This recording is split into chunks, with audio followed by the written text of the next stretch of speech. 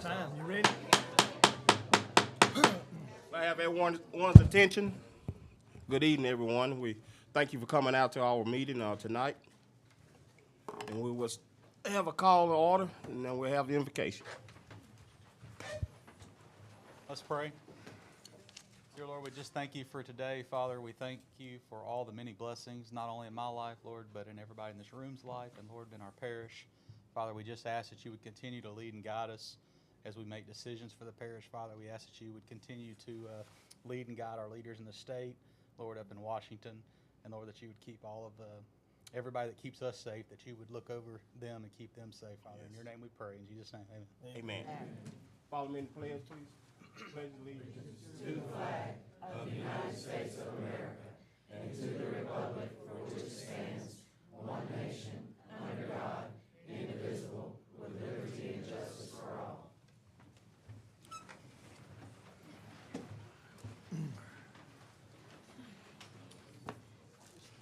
Okay, President report. Jurors, I have one. We're going to have a workshop on Monday, April the 10th, 2023, and it's going to be on the broadband, the redistricting, and the banks workshop.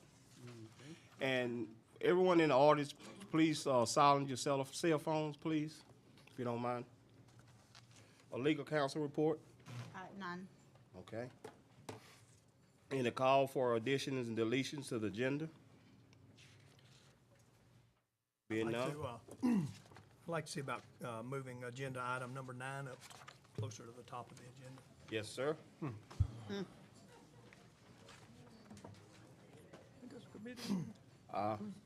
We're gonna move number 9 up to number 1.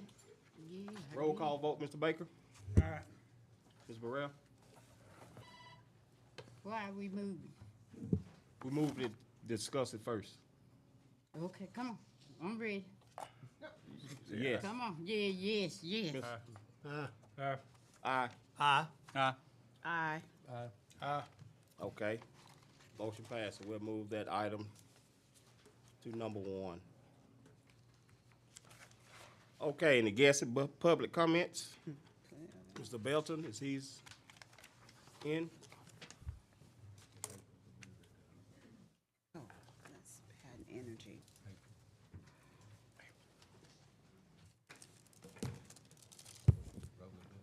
Good evening. Good evening, Mr. Chairman, members. My name is Emery Belton. I'm here today representing Pattern Energy, and I have a couple of my colleagues with me, Mr. Charlie Turnage, who's one of our right-of-way agents, and Ms. Raleigh Dale and Jeremy Jones, Okay. who are also working on the project.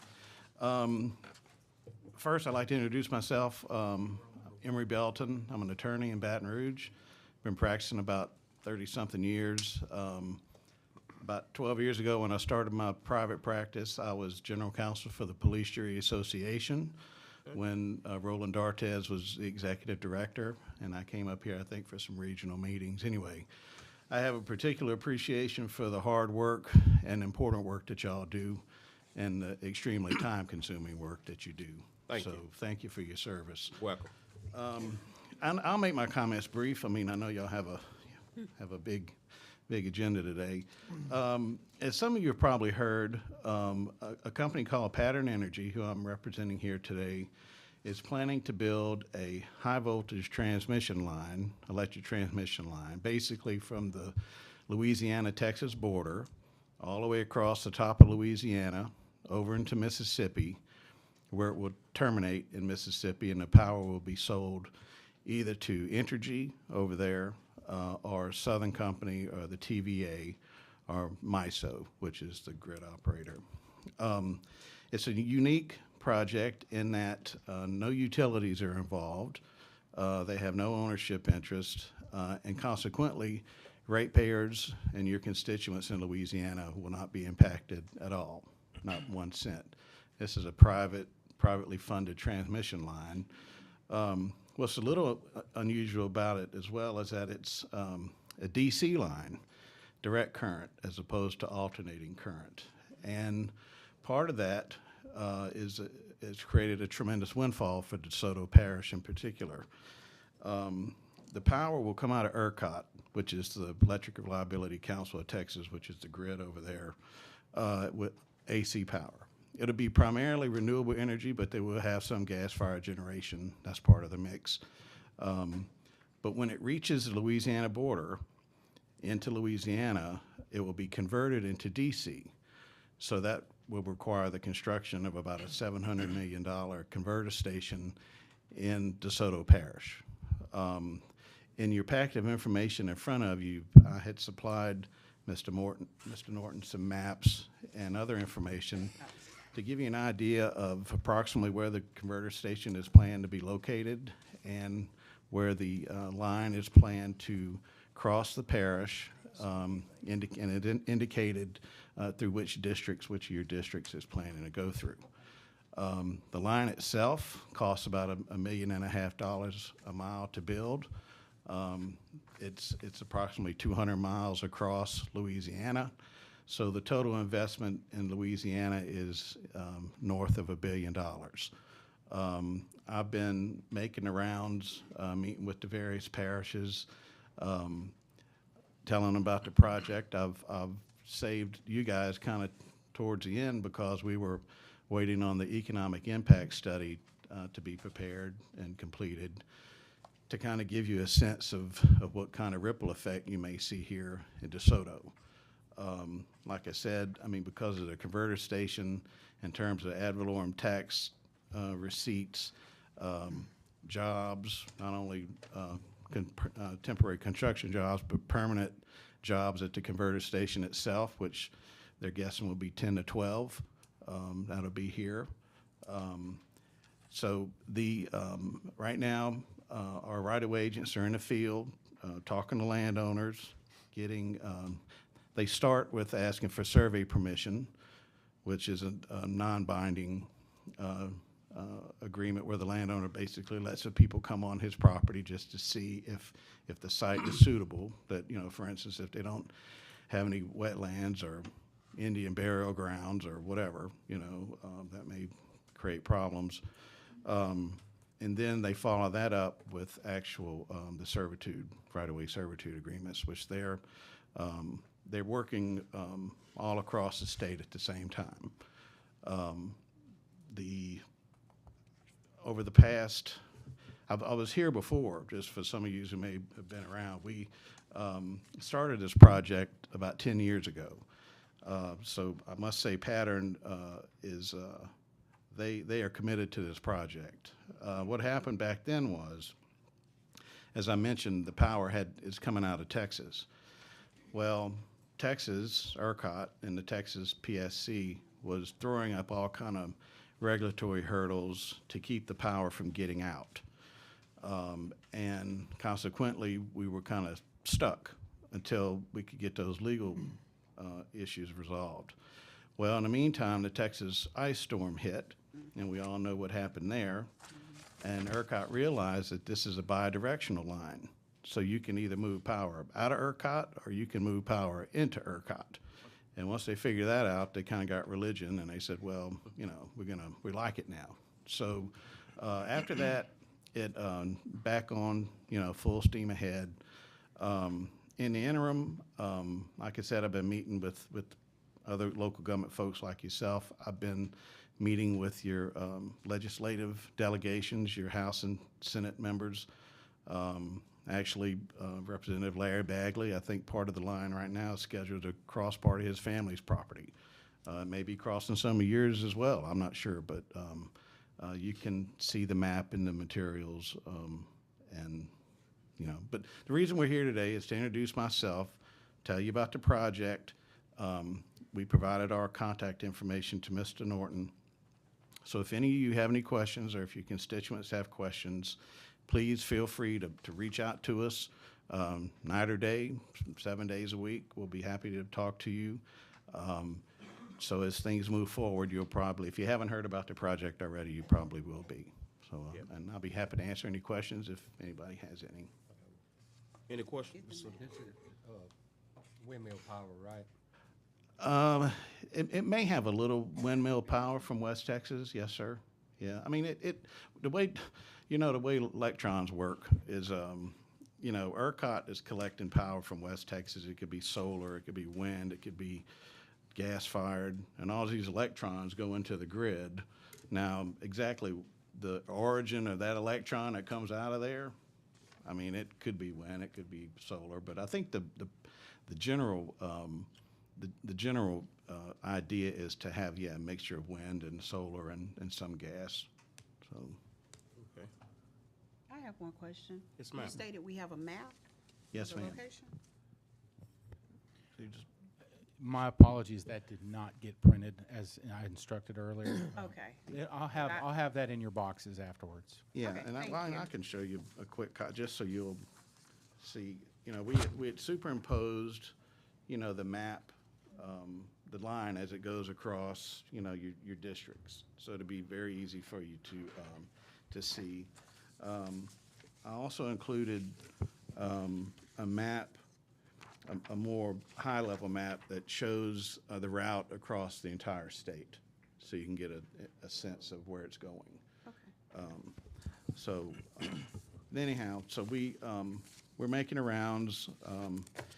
Like I said, we're just here to introduce ourselves or reintroduce ourselves and answer any questions that you may have. So, Thank you. okay, well, thank you for your Thank you. time, Thank and I appreciate it. We'll have something coming up for you. Well, I'm sure you will. Thank you again, and we All right. welcome you to DeSoto Parish. Thank you. Okay. Thank you.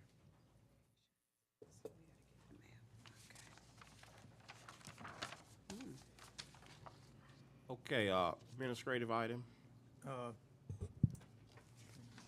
Let's see, had some calls for guest and public comments. I think we had somebody else that wanted to speak. Mr. Sally? Yes, sir. Yes, please. This is- Good evening, everyone. Good evening. Name. My name is Joshua Sally. I'm the county agriculture agent for DeSoto Parish with the LSU Ag Center. I have with me today Ms. Sarah Jane Driscoll. She is our new 4-H agent for DeSoto Parish. We saw that 4-H was on the agenda, so we felt it appropriate we'd come and introduce ourselves to y'all. Would also like to recognize some other guests we have from our state office in Baton Rouge. We have Dr. Todd Tarifa. He's our department 4-H head off of LSU's main campus. And Dr. Ron Strahan, he is our Northwest Regional Director for the LSU Ag Center. And we have numerous 4-Hers, parents, coaches, and volunteers behind me, as you can see. Yes. I want to start out just by saying we're thankful for DeSoto Parish Police Jury. We know y'all have always been supportive of this program. 4-H is the world's largest youth organization across the globe.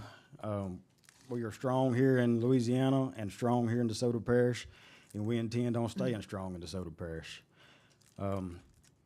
Each one of y'all should have a folder in front of you with you have 2 folders in front of you, and I'll let Sarah Jane explain what are in those folders. So in the green folder, there is some general information about DeSoto Parish 4-H.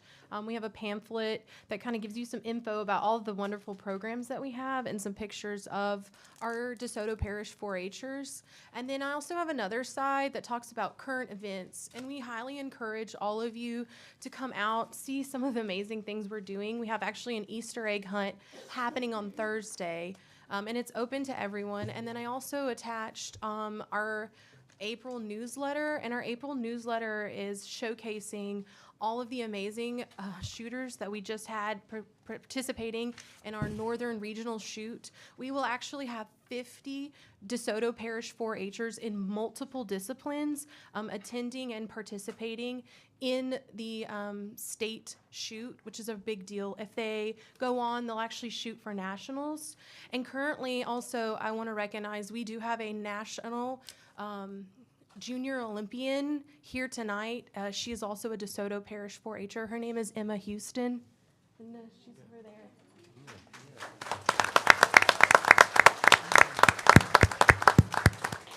I'd also like to recognize that Emma is in 7th grade. Wow. she's amazing. And so in our pamphlet, it just kind of goes over some information. In the other pamphlet with the LSU, not just the DeSoto Parish logo and LSU Ag logo, it's the other one. It's a PowerPoint created by Dr. Toby Lepley. He is another one of our department heads for Louisiana 4-H, and he created a pamphlet about shooting sports and some of the amazing things. There's also quotes in there from DeSoto Parish 4-H parents, and the page that I would like to really acknowledge is the one of what do people say about DeSoto Parish 4-H shooting sports? What do other people say? It was just really eye-opening. And then we also have the annual review, which is it looks like a magazine, but it has some amazing articles about what's happening in our state. So I just wanted to kind of share the amazing things that are going on. And we do have a couple of 4-Hers here tonight. If y'all are willing to hear from them, they would like to speak for just a moment, if y'all are willing. Sure. Yeah. We work for them too. First is Sydney Hall. She is a junior leader and archery and shotgun. Good evening, everyone. My name is Sydney Hall. When I first heard that 4-H was on the agenda, I was a little bit nervous. I was kind of scared for what does that mean for the program and what does that mean for me. 4-H is a big part of my life. I am a junior leader. I'm a junior leader officer. I'm a shooting sports member, and I'm a club volunteer. I help with everything I can and can get my hands on. I'm really involved.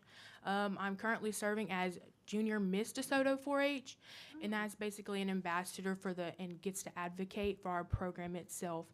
I'm thankful for every single one of y'all and what y'all do and what y'all mean for the program and what y'all have done for us. Thanks again. You're welcome.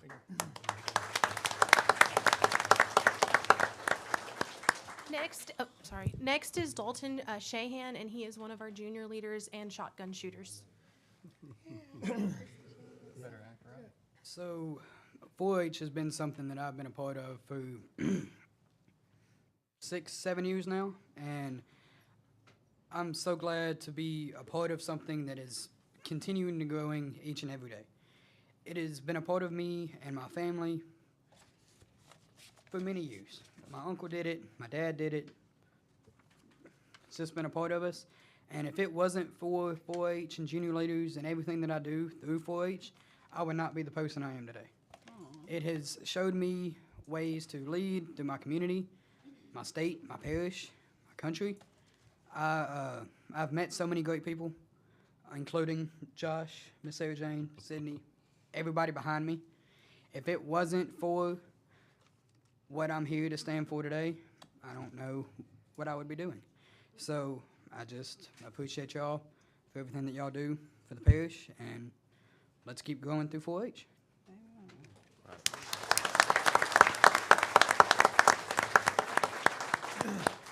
We have one more, Miss Samantha Houston. She's one of our shooting sports coordinators. She would like to say just a few words.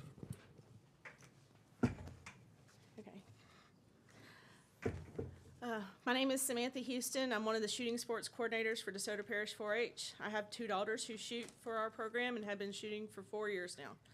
I would like to introduce you all to a quote said at every 4-H match by the lead range officer, Mr. Robert Bro.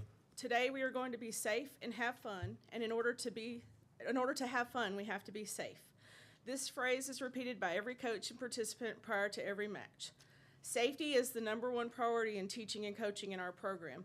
The program assures proper training in the safe and responsible use of archery equipment and firearms. To emphasize the notable safety record of 4-H shooting sports, a youth football player would be 167,500 times more likely to sustain an injury requiring medical attention than a 4-H shooting sports member. 4-H shooting sports is one of the safest educational, recreational, and competitive activities in which youth can be involved in. We currently have 161 4-Hers who participate in the shooting sports program in DeSoto Parish alone. We also have 27 coaches who have undergone background checks, passed risk management training, and are certified. Each child is required to take hunter safety education class to be able to participate. These classes are provided all over the state by local sheriff's departments. The 4-H shooting sports program is one of the largest 4-H project areas in many states and nationally. It is the largest 4-H project in DeSoto Parish. The risk management safeguards employed in the 4-H shooting sports program exceed any other 4-H project areas. This program holds true to the philosophy of comprehensive education, lifelong recreation, and healthful competition.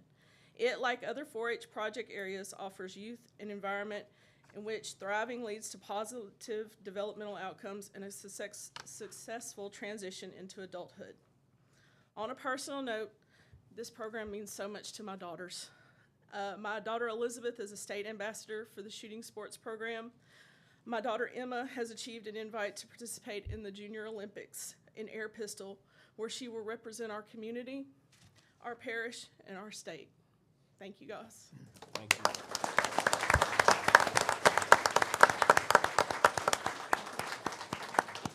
Do y'all have any questions at the moment? Yes, sir, I do. Yes, ma'am. Well, I invited you to come down here and give us a presentation about the 4-H. I see, I got you here.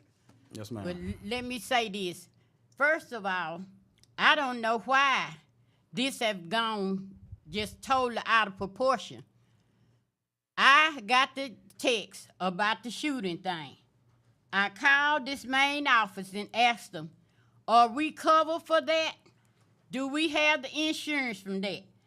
Nobody could tell me anything. For a matter of fact, I'm just getting this today. Ms. Burrell, you could have called our office and we'd have been more than happy to present that to you. So, cause could nobody tell us anything? I did this. Now I want to discuss more than just I want to discuss because they making us sign a waiver now. I wanted to discuss that too. So I had Jody put on the agenda to discuss the use of the 4-H building because we have to pay that insurance and then we have to sign a waiver saying that we responsible if anything happens. Okay, so when couldn't nobody tell me that, I called Jody. I said, okay, I want to discuss this other item. And Jody would tell you. I called Jody and asked Jody put on the agenda for us to discuss the use of the 4-H building. Now, where all this come from by, I'm trying to shut the 4-H just down. I was a 4-H'er. From the 7th grade till I graduated high school. I had a pig that I sent to the fair every year and won. 4-H's is the reason I love horses right now. So can't nobody tell me about 4-H's. I got a love for 4-H's. And the group that y'all put us down on Facebook, we give donations to 4-H's. It's some of the first places. Get our donations. Ms. Burrell, let me interrupt. We went back in our records and we can't find I don't care what you went back in your records and found. Sugar, we give donations we was giving donations to the 4-H's. You must have the wrong parish because it's not DeSoto Parish. It's DeSoto Parish. Ms. Burrell, there's one question. Are y'all finished with your presentation? Yes, sir. You return to your seat, then we'll roll on into discuss the 4-H building. Thank y'all. Thank you. Okay. And keep doing whatever y'all doing. Thank you. Either way or the other, all this by it ain't diverse enough and where that came from. Just for a simple question, all I wanted to know, are we covered for the shooting competition? As a police jury, I'm supposed to ask those questions. I am. If I didn't do that and something happened, then y'all be blaming me for that. But because I asked a simple question, this has gotten blown out. People talking about, folks talking about they called their police jury, and the police jury told them that I was trying to get this 4-H shut down. That is not true, y'all. And I'll tell them in front of all of these jurors here tonight. No, I did not. Did I try to get this 4-H building shut down? No, ma'am, you did not tell me that. See what I'm saying? But I've been condemned, everybody down here, but I'm glad to see y'all. I'm glad to see you involved. I'm glad to see you here. I'm glad to look up on y'all faces. And 4-H's keep doing what you're doing because I know it changed your life because it changed mine. Just like I say, that's how come I got a love for animals. That's how come I can go in my backyard and grow crops. 4-H. I'm a 4-H'er. Okay. So why would I try to get something that I have been a part of for years shut down? This just been an aim to, this just aimed to try to discredit me. And I know who behind it. And whatever police jury, y'all call y'all police jury and they told y'all that, they told you a lie. Because nowhere in my mouth did anything come out. But it's too black. And for us cleaning up and stuff at that 4-H building, it be cleaner when I come out than it do when I go in it. I don't have no problem because it's a sale barn. I know when I go there, I got to do some cleaning. I just didn't like the fact of I was being threatened on Facebook. Oh, the parents gonna hold me accountable. Hold me accountable for what? Looking out for the taxpayers. Because that's what I did. I'm looking out for the taxpayer. Now that I see we have some insurance, I'm good. But long as I couldn't see that and I didn't know we was covered, I had a problem with that, and I'm not ashamed to tell y'all. And I would have a problem with it whether it was the 4-H's or any other organization. It didn't have to be nobody. I mean, it didn't have to be just the 4-H's. Somebody used y'all, and it is what it is, to try to discredit me. But I'm here to stand to tell y'all I'm for the 4-H's. I stand with you. Okay. I stand with you. We got another question on Miss Boyd. Oh, my question was, this is the insurance Correct. for the building. My second question is, as far as our ownership of this building, do we have ownership of this building? Yes, we Yes. We yes, maintain. own the police jury owns that building. So we do own the building? Yes. And so they do have all the proper insurance and everything in place? Yes, that insurance has certificate you have been is for the since- their shooting events. So in other words, they would not be able to even hold any of these Right, events in right. there if this is not in place? Yes, Correct. that's Okay. correct. Okay. All right, Mr. Kenneth. I think you still have somebody Public comment. wanting to. And Mr. Lisa. Good afternoon, everybody. Good afternoon. I know Speak in most the of y'all- mic for the recording. Okay, Sorry. no, you're fine. Sorry, Mr. Pennington. I know most of y'all, but I did want to introduce myself in a different capacity today. My name's Lisa Lebrano Burson, and I am going to be a candidate for Clerk of Court here in DeSoto Parish for the October 14th election. And I would appreciate your prayers, your support, and ultimately your vote. Thank you. You're welcome.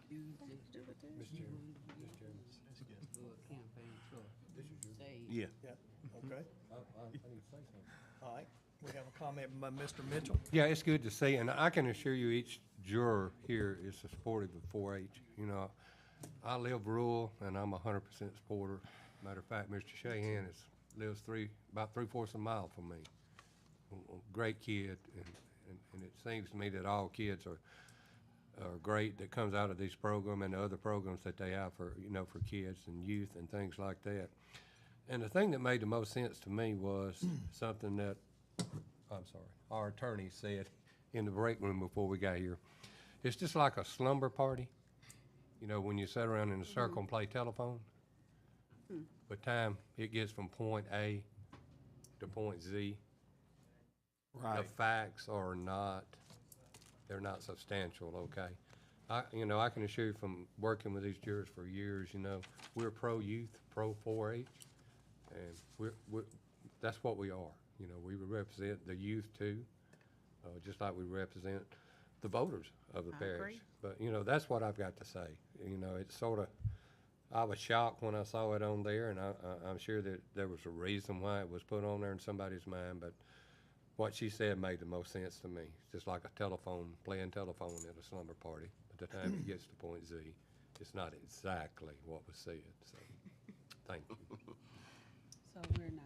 Hi, Mr. Fuller. Yes, good evening. I just want to thank y'all for coming out, like Ms. Burrell said. And as Ms. Burrell did call me about that 4-H situation, and not one time did she mention anything about shutting it down. That was her concern, what she had about, like I said, the safety of the kids and make sure we were covered, that we will not be liable. like I said, I was a 4-H'er. You know, I love animals. You know, the horses. You know, I don't ride horses or anything like them, but mine used to scare me when I was little, so that kind of put that fear in my heart. But like I said, you know, and I appreciate you young people what you are doing. It's good to see that you're in something that's keeping you active, keeping you out of trouble. And like I said, I admire that and keep doing what you're doing. Thank parents, thank y'all for supporting your kids. Thank y'all for being, like I said, please don't just let this be the only time you come to a meeting. Please come every time we have meetings so you can see what we are doing. So you, like I said, we represent y'all, we are here for y'all to hold us responsible. So like I said, please don't hesitate to come out. If you have any concern, some of my constituents called me about this. And like I told them, you know, I shared the only thing I heard about. I said, I hadn't heard anything about shutting it down, but I said, I will look into it. Then I called Mr. Norton, and, you know, we spoke, and like I said, you know, but thank y'all for coming out again, and I'm not going to hold you. Thank you. I'd like to speak for a moment if possible. Oh, sure. All right, one more speaker. Sit down, state your name. Thank you, ladies and gentlemen. My name is David Buffington. I'm a parent, I'm a taxpayer, I'm a voter in DeSoto Parish. I also happen to be the president and one of the founders of DeSoto Youth Shooting Sports Foundation, a 501c3 that was created about 2 years ago to support and promote youth shooting sports in and around DeSoto Parish, not just for 4-H. Ms. Burrell, over the weekend, I spoke with several of our people via various messages, and my message to them was to everyone has a right to speak, and everyone has their opinion, and as an elected official, you have that right to do so and present your opinion, even more so as an elected official because you represent constituents in the parish. I promoted calm heads and facts only.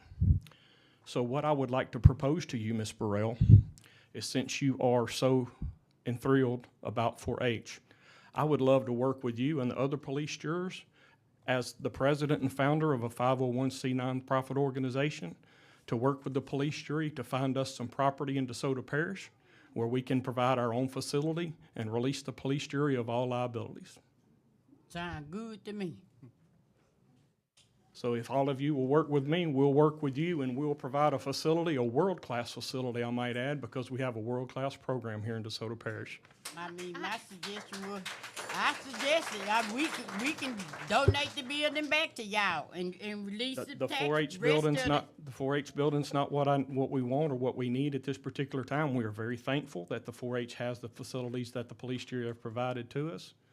Our foundation was created by me and a couple other concerned parents and adults here in the parish. And again, our goal is to provide education and recreation and competition, a safe place for that to happen, and not be affiliated directly with 4-H, although we will allow 4-H to participate.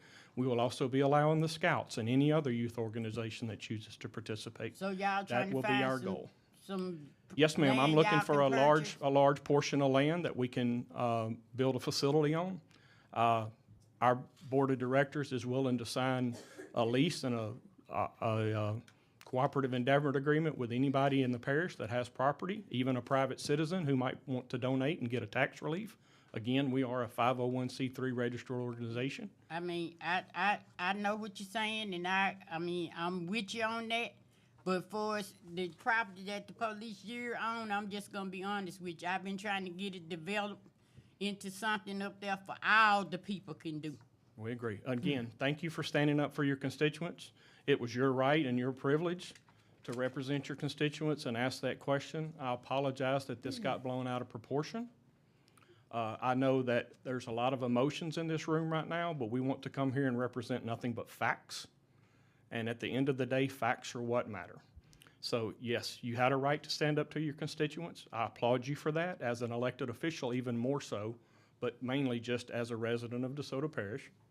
So thank you for doing that. I would also like to thank our 4-H agents and our county agent for providing the information that was requested. I'm not gonna say for them, but I apologize it took so long to get that information to you and to the police jury. And I promise you, I'm gonna start looking for you some property. I'm gonna keep you to that. Thank you very much. How much property? Yes, sir. How much property? At a minimum, I need between 30 and 40 acres. One more to question. Now, if you do that, Now, what effect that would have on the 4-H itself? Are you branching off and doing? It will not affect the 4-H itself as a program.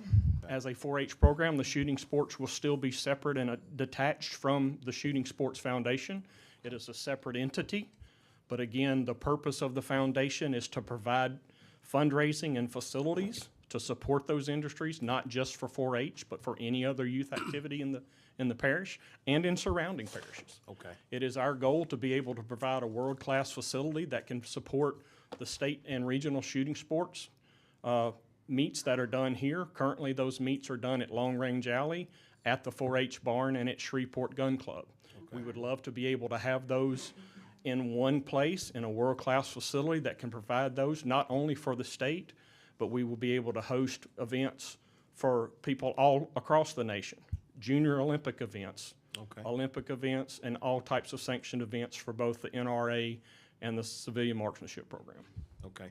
Does it have to be, can it be like in Pelican or Gloucester or?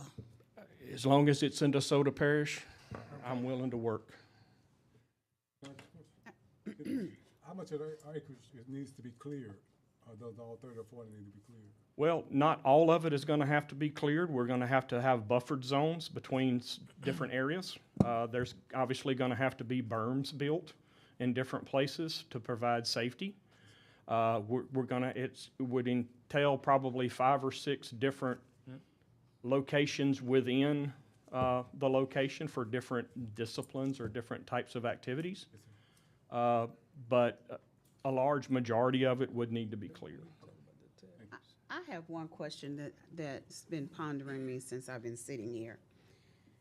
You just stated that you're looking for a building to move the shooting piece of it. Am I correct? No, the whole 4-H? Yes, ma'am. Or the whole 4-H? No. Just We are not directly affiliated with 4-H. We just provide support to 4-H. Okay. And we happen to have, all of our board members happen to be active in the 4-H program. So my question is, were you thinking about this before this was? And we formed the foundation over almost 2 years ago, and that was our goal when we formed the That was foundation. your goal? Yes, ma'am. Okay, that's, okay. I just want to make sure that this. No, ma'am, this did not come up as a result of this. This has been That's something what I that we have been wanted to know. planning for quite some time. Thank you. This just gave me an opportunity to come before the come jury and present our side to it and look forward to support from each and every one of you. And I thank you for that too. Thank you. Thank you very much. Let's take one more speaker. Are you speaking on the 4-H? Right. All right, one more speaker on 4-H. We're going to move on. Good evening. Good evening. My name is Bobby Boyd, and I represent the DeSoto Parish School Board. And we are big supporters of 4-H. And I just wanted to say, you know, from time to time, things get kind of misorganized. You start with one thing, and by the time it get to the end, it's changed around. But one thing that I like, the parents and the students showed up to support 4-H. And that's good. So what we're going to have to try to do as adults is sit down more and talk things through besides trying to say somebody's doing this to me and somebody's doing that to me. See, we are here for the peoples. You all represent the parish. You make the decisions for the parish, just like we make them for the school board. So let's just try to work together and not pull apart so much as a power struggle. That's all I'm saying. It's all about the students at the end of the day. Thank you. Thank you.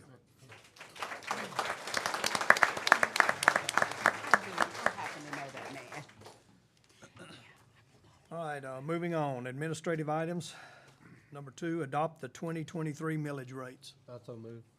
Have a motion by Mr. Mitchell, Second. second by Ms. Trina Boyd. Any discussion? None? Vote.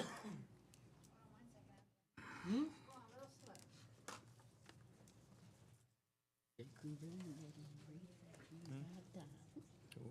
wonder if they still want to stay, you know. I'm gonna ask them if they still want to stay.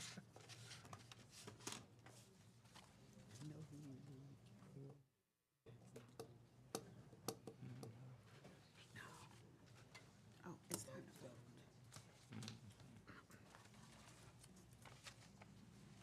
Them nigga to plug in on that tax while we here. Mr. Fuller. Mr. Fuller. I already hit it one time. How many times you want Well, me? hit it again. It didn't go through.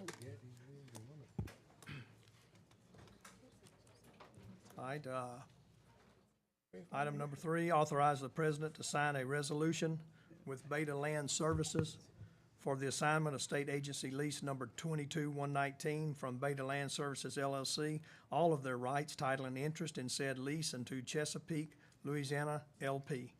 Do I have a motion? So move. Mr. Fuller, motion. Second?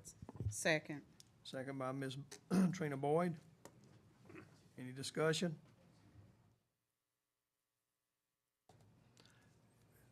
Vote? Okay, make sure my little button works.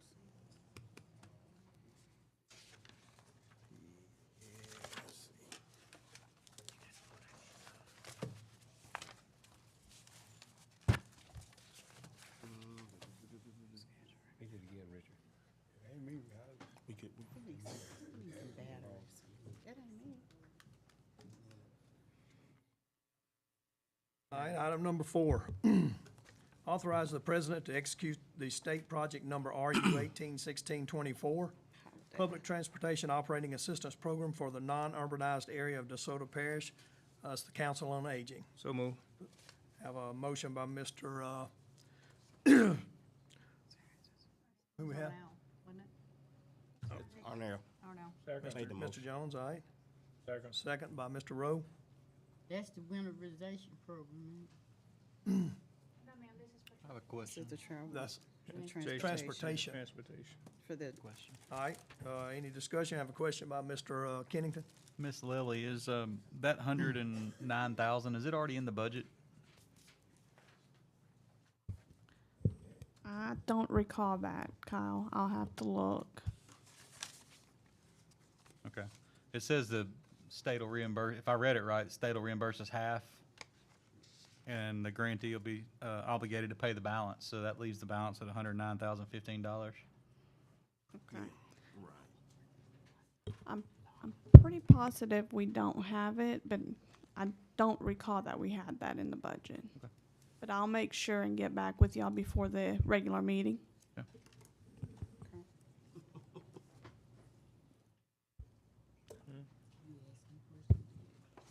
Any more discussion? Vote.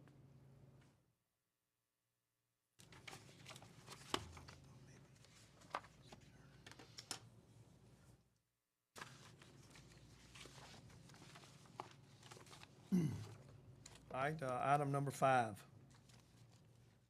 Correct the DeSoto Parish Police Juror 2023 holiday schedule, recognizing Juneteenth to be observed on Monday, June 19th, 2023, and move the regular meeting to Tuesday, June 20th, 2023. So move. Have a motion by Ms. Burrell, second. second by Ms. Trina Boyd. Any discussion? I have a question on that as well. All right, Mr. Kennington? Mr. Norton, on the bottom one for Christmas, it shows, has an asterisk, but there's no, I don't know what that asterisk means, but it says that we're taking Friday through Monday for Christmas. Is that? Yes, I believe Christmas Eve is recognized, is on a Saturday, and Christmas Day is on the Sunday, so the jury observes. No, Christmas is on Monday, Eve is on Sunday. Okay. So they're taking it. So I was just wondering what that means. Is everything closing Friday and Saturday, or are the compactor sites and all that gonna be open Friday? Compactor sites and Monday will be open that Friday, but that Saturday and Sunday, no. They should not be open. So is that correct that we're gonna be, I mean, it says December 22nd through the 25th. That's Friday, Saturday, Sunday, and Monday. I'm gonna have to, I promise you, I've looked it up. I'm just asking if that's correct. Because I didn't know why we would close Friday. That was correct. We went through that schedule. Hang on a second. So Friday is the 22nd, Saturday is the 23rd, Sunday's the 24th. So they're taking the Friday,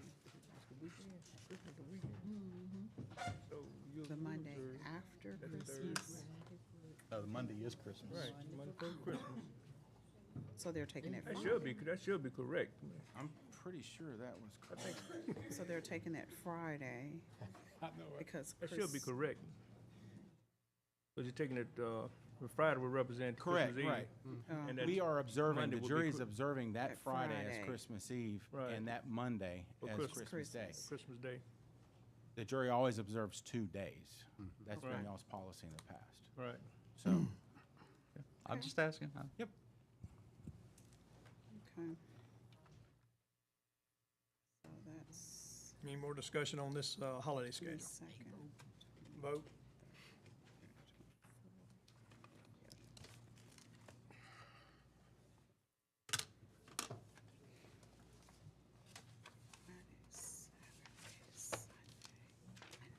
All right, item number 6, authorize the president sign a CEA with the Opioid Abatement Administration Corporation and a non-qualified, non-lead parish.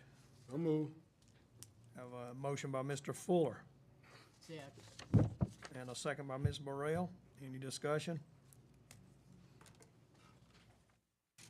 If not, vote.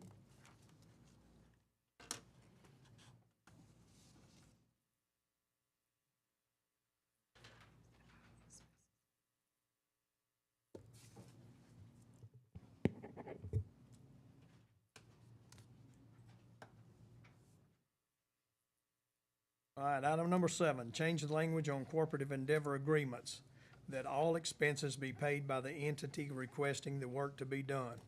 Do you have a motion? So move. Motion by Mr. Parker. Second? Second. Second by Ms. Trina Boyd. Any discussion? Yes, I do. I got some, Mr. Holmes. Okay, Mr. I'd like the verbiage Mitchell? to be put in there unless waived, I beg your pardon? unless waived by the jury body. Unless waived by the jury body. That's what it something is we can today. discuss in a regular meeting, but I'd like that to be considered too. There's Change the instances that we language might of need to waive. Endeavor agreement. All right, Mr. Kennington? So I take issue with this. You know, you can look out and see who you're gonna sign potential CEAs with across the parish. And I may forget some, and I apologize if I do. It's not intentional. But you got Logansport, Stanley, Stonewall, Grand Cane, Mansfield, Keachai. They have city government. But at any rate, just the only thing I know, and I don't apologize for it, but the only thing I know is my district, Stonewall. They've got 36, I was told today, roughly 3,600 people inside the city limits, of which every single one of them don't have a choice to pay this, I believe it's 6 mil parish road tax. That's what I was told. I don't know if that's, I didn't have time to look that up, but I was told that that's what it is. But regardless of what it is, 6? 6.06. Yeah, just a little over 6. So if I understand this right, we're wanting those 3,600 people, and I woke up this morning thinking, okay, I don't live inside the city limits of Stonewall, but like I stated, most of my constituents do. But they're gonna take a potential of 3, maybe 4 parish roads if they choose to take those. And if you picture Stonewall, that's gonna be Stanley, it's gonna be Linwood, it's gonna be Missile Base, and it's gonna be Ranchette. Those are the 4 major ones. They could potentially, Michael, where you live, you could leave and come to work, go to church, go to town, go grocery shopping, and never get on a parish road. You could be on a town road. Your whole neighborhood could. That's correct. And so we're going to tell those people, hey, we want your 6+ meals for road tax, but if y'all need a street paved, you're out of luck. You know, you're going to foot that bill too. And I've had people call saying that that's double taxation. I'm not going to go down that rabbit trail, but I just don't agree with it. I don't think it's fair. I don't think at this time, here again, all I can speak to is Stonewall. I don't think it's been abused. I asked at last notice to get that figure of how much has actually been spent of jury money on CEAs, and I'm told I'll have it by the end of the week. But just going back through my records and my time here, it's not much money at all. Nowhere near comparison to the money that's brought in on those 3,600 residents just in Stonewall paying 6 meals. And so I'm adamantly opposed to it. I don't think it's fair. I respect Mr. Mitchell, and I know what you're thinking, and I know it's not an ill intent. But I think if you get into waiving or not waiving, that's kind of where we are today. I mean, today the policy is we vote every single time, only if we're going to sign the CEA or not, and we adjust it based on what the CEA proposal is, and that's kind of what we do today. But I think if you get in a situation where you're picking winners and losers, you're going to harm the public who put us here and who pays for us to be here anyway. Thank you. Mr. Parker? The intent of this, so the public will know this. In the past, the jury has required the entity that we sign a CEA with to pay for the material. We furnish the labor, the equipment, all the hauling that's involved. All they pay for is the rock or whatever that may be used on the road. We're saving them not only the cost of the labor and the equipment usage, but we're also saving the profit that a contractor would charge them. Mm-hmm. And I don't know what that is because I'm not a contractor. I don't drive the streets of Stonewall, but I pay taxes here to fix the roads that are being fixed in Stonewall. So I think they should pay for the roads that have to be fixed out in rural Louisiana. And I know a lot of y'all go fishing, and to the best of my knowledge, there's only one ramp in DeSoto Parish on Toledo Bend that you can get to without getting on a parish road, and that is the ramp under the bridge at Logansport. Mm-hmm. And I don't think anybody hardly uses it because there's no parking area down there. If we just charge them the exact cost of what the jury puts out on this, we're still saving them the 20, 30, or 40% profit the contractor makes off of the material and stuff and his cost of labor. We're still saving the city a bunch of money. So I don't feel bad about making them pay. We have to pay for it when we do your road. Yep. So why shouldn't they have to pay for it when we do their road? Louisiana law states that when a municipality annexes a parish road, we are no longer responsible for it. When we sign a CEA with the city or whoever, we're doing them a favor of trying to help them some, even if we're only saving them the actual cost of profit that a contractor makes. Any more comments? Yes, sir. That and I agree with you, Mr. Parker, because the contractors have some pretty hefty bills. Trust me, I looked into it, like hauling the gravel and different stuff. $75 an hour for the truck drivers. Just thinking we do this 3-4 days. And I believe in investing in DeSoto Parish roads. And our cities, like I say, I don't mind helping, but if we're going to help them, we need to help everybody. If I'm going to help the city of Stonewall, I want to help the city of Town of Grand Canyon. I want to help Logansport. I want to help Pelican. But I agree with Mr. Parker. We need to be investing more in DeSoto Parish's road because we be having these CEAs and we do a lot of work in the towns and then our people out in the rural area suffer. I have a problem with that because I'm for all the people. I want everybody's road to be fixed. Okay, Mr. Kennington? The only other thing I'll say is this isn't personal, Mr. Parker. I don't take it that way. But recently we overlaid 3 streets in the town of Stonewall, and if my numbers come to memory correct, there's about $130,000 project for those 3 streets, and I want to say 100 of that was materials, and 30 of it was labor. Correct? Is that close? That's pretty close, yes, sir. Okay, so we're blessed in a situation where the town of Stonewall said, we'll provide the lion's share of that project. They gave us $100,000, or giving, I don't know if they've already paid it or not, but they've agreed to pay us the $100,000.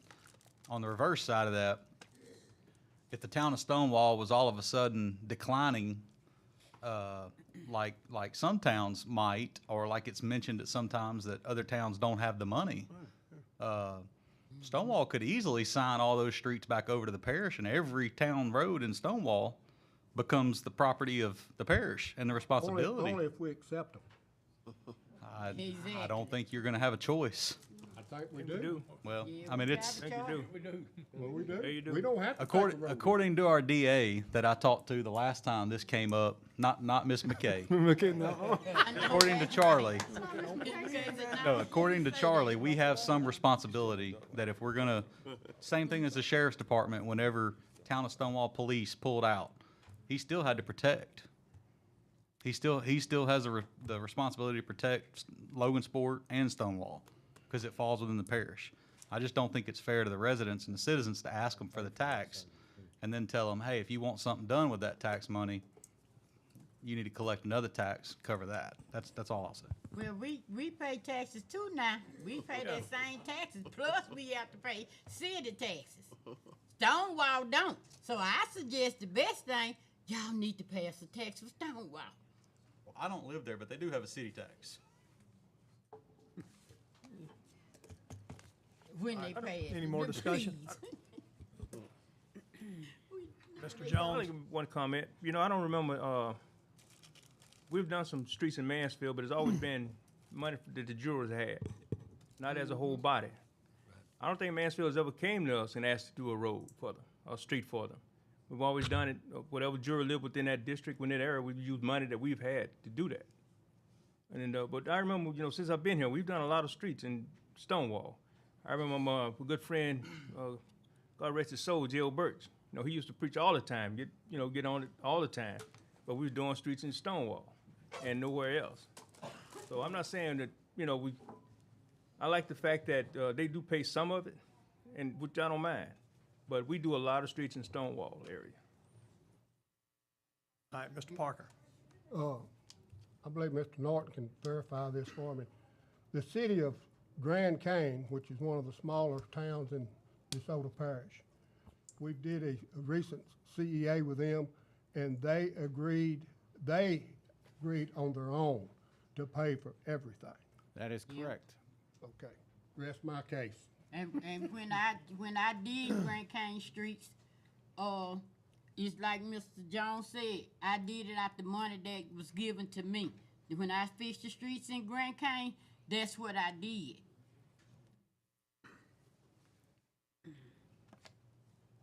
All right, any more discussion? All right, let's vote. I would go about this tax, but Well, that'd have to be another motion. No, we don't need to put it in there. We just go with what's up there. Go with what's up there.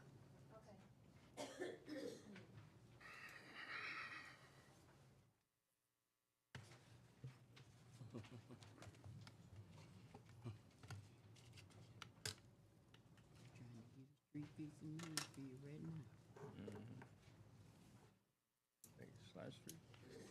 Slide. Mm-hmm.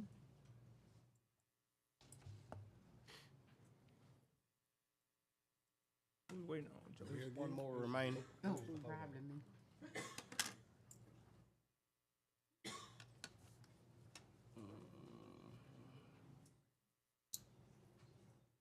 Passes.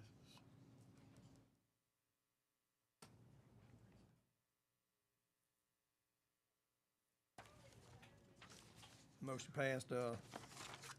Number 8, authorize the president to sign a resolution calculating revenue loss per ARPA calculation for the fiscal year 2021. Do I have a motion? So move. Mr. Baker, motion. Yeah. Second by Ms. Burrell. Any discussion? If not, vote.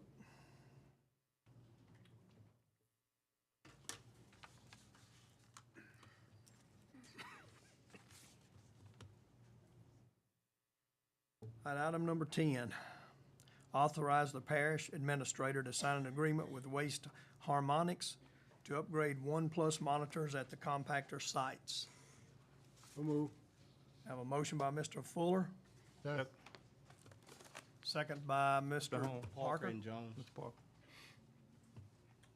Any discussion? Vote. We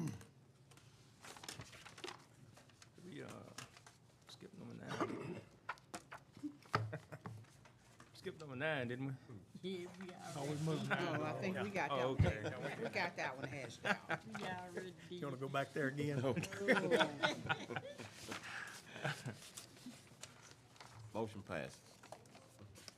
Before we adjourn, I would like to thank everyone that showed up here tonight, and I would love to see this crowd every meeting we have. Thank y'all for coming. Thank you.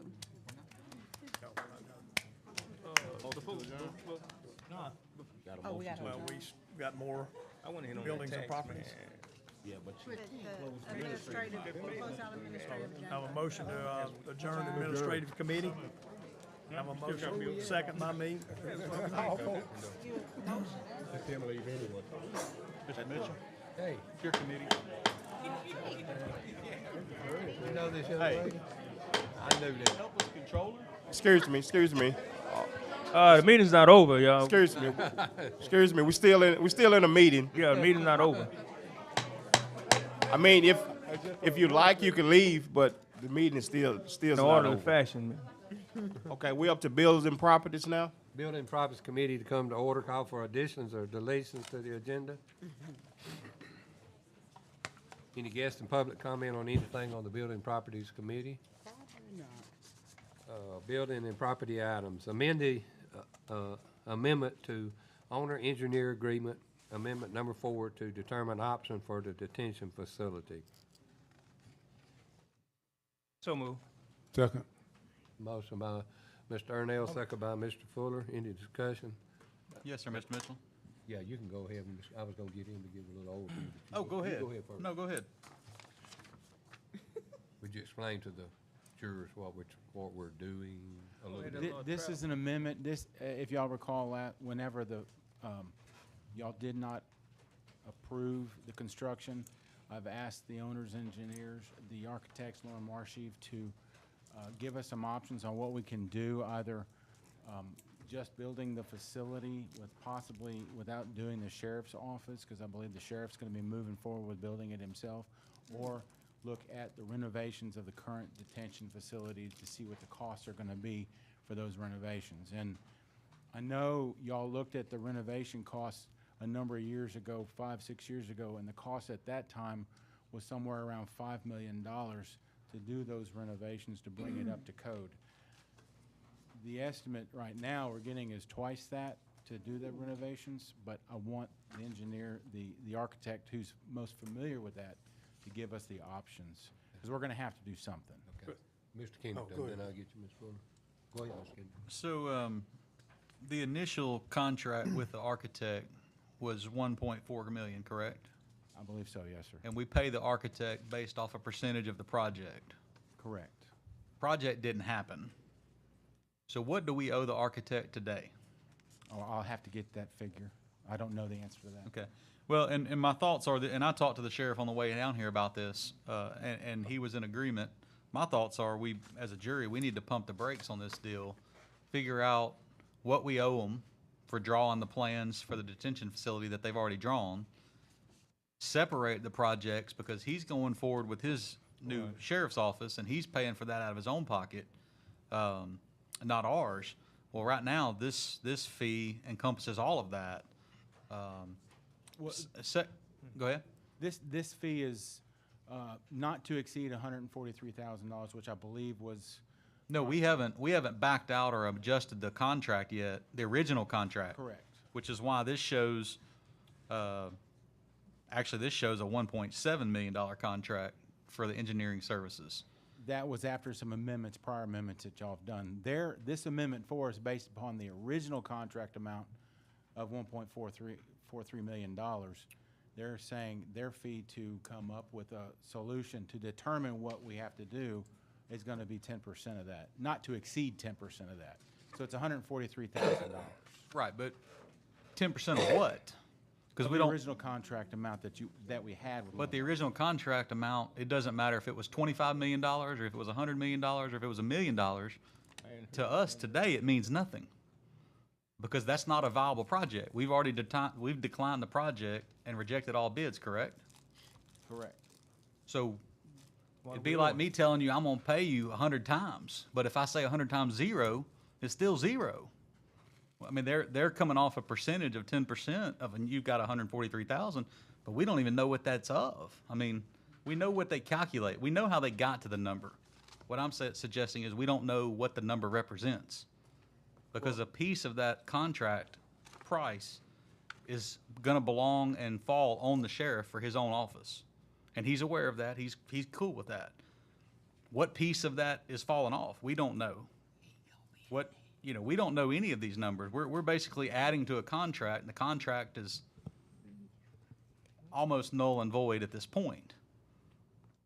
So that's why I'm suggesting that we pump the brakes and figure out what we're going to be out, what we're going to actually owe them.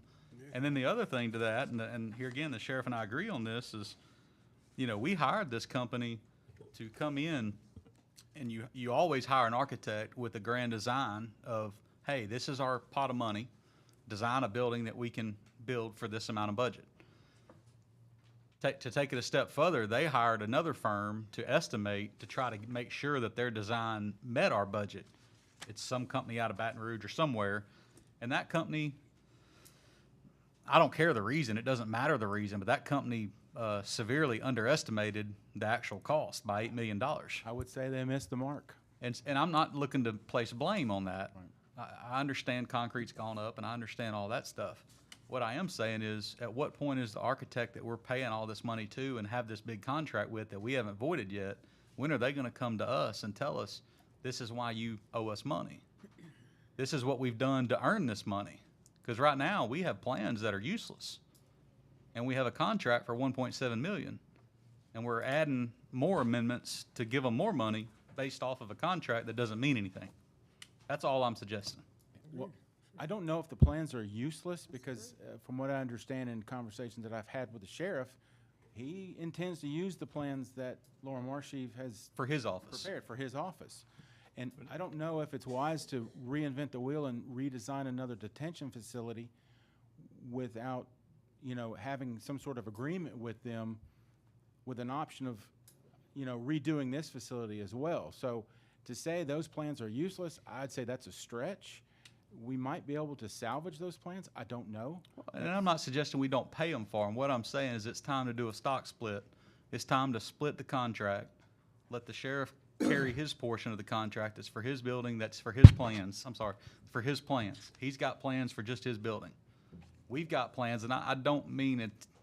They're not solely useless, but to us right now, based off the bids we have, they're useless. We know we can't afford it based off of the plans. Correct. We know modifications have to be done. That's what I mean by useless. But at some point, we've got to split this project, figure out what's his, what's ours, and let's, what does it cost us to go back to the drawing board? We don't know that right now, so I don't think adding more money to the mix is going to solve that problem. But you would have to spend money to determine that. So this is the proposal to determine that. Correct. So if you don't want to do the proposal to determine what our options are, then I hear you what you're saying. We can get a number from them to say, hey, what do we owe you? We're severing ties. Then go and hire someone else. If we hire someone else, or we invest in this group that has the most familiarity with the project thus far. It might be throwing good money after bad. I'm not saying stop the project or shut them down or or start with a new company. I'm not suggesting that. What I'm suggesting is when you build a house these days, a lot of the times, you're building a house at cost plus 1% in this economy. Mr. Fuller? We don't know, what that cost plus is in this case. We just keep adding money. We know we know we can't cover the cost today. So why aren't we adding more money? If a builder built my house and I'm supposed to pay him cost plus 10%, I'm gonna hold him accountable to show me what the costs are. And if the costs are $100,000 over budget, then he's gonna have to come tell me how do we correct this? And that's part of what we paid him for the original time. I would agree with that. So why are we adding more money when we've already paid him to do that? He knew our budget was 25 million from day one. That's all I'm saying. Thank you, Mr. Chairman. Ms. Burrell? You said the sheriff building his own facility? His own office, yes. The office Where part. is he building? Where? Ask Mr. Norton. Where you building it, Mr. North? I believe he plans on building it over there next to the 911 center. Well, it looks like somebody would have notified the police jury. Well, We they gonna haven't. break off and we gonna build on our property. That hasn't And we happened. not, I mean, y'all making a lot of plans and leaving the jurors out, to me. Sound like, that's what it sound like to me. Everybody making plans and the police jury, we have to get it from the street committee. Mr. Fuller? Yes, my concern was kind of like Mr. Kennedy was saying, as for the money, see, this jail we have over here, it was designed to go up. If I build another smaller jail, or do whatever you're talking about doing with a lesser price, and you can spend money to get this one up to par and go up. And like paying another engineer, the same engineer, more money for just to create, because we wasted, I don't know how much money just creating plans, paying engineer for plans, and hadn't built one thing yet. We just spent millions of dollars and hadn't put up one facility yet. Exactly. For engineering fees. So, like I said, I'm not for just wasting, throwing money out there like that, so. That's it, Well, thank you. the way I see it is, if the sheriff builds his own facility, he's gonna have to pay the engineer his percentage. If we build a new facility, if we upgrade the existing facility, we still gonna have to pay a percentage of it. And if we go with a remodel, remakeover and stuff like that, like Mr. Fuller said, if it goes up, you still gotta have an engineer, no matter which way you go. So, but I agree with what you're saying, but you still going to have to have an engineer. You won't know until they do some design. Make a comment real Dwayne. quick. I did talk to Mr. Marshy. He is working on some numbers to be able to split that cost all the way to the bidding phase of the project. So he's gonna get those numbers basically saying, this is the engineering fees for the sheriff's office up to the bidding, because that's all we got to, and he'll give me the numbers for the detention center separate. So he is working on a figure for us. Okay, so when he build it, it's gonna be his building, right? We not gonna be responsible for the upkeep, right? I wanna know all that. No, I ask questions, you all. We would still be responsible for Yes, the sir. upkeep. We'll still be responsible for it. It's the jury's responsibility to By state law, maintain their we will be facilities. responsible. It's gonna be his facility. You just said? Mr. Dwayne. Correct, it'll be his facility, but it's At the end still of the the day, law we that gonna the be jury responsible for it. maintain the sheriff's Sure right. facilities. That's the problem I Yeah. got. These folks just doing whatever they want. Mr. Rowe? Ain't following Yes. all that. Then Mr. Baker after Mr. Rowe. Okay. I believe Kyle is pretty much on the note, so I'm gonna just put it in third grade education. Nobody has answered Mr. Kennington's question. I've been in building business 52 years. If that was my architect and missed his project 30%, he wouldn't be employed by me no more. Thank you, lady, for hearing that. Number two, you need to call him and find out how much we owe him to today. If it's 500,000, if it's 300,000, whatever, pay him up to the day, and then the jury will decide if we're going any further with this architect or if we're gonna do something else. y'all all know how I feel about engineers and architects. You know, so I'm like Miss Burrell, you hear me now, don't you? You know, okay.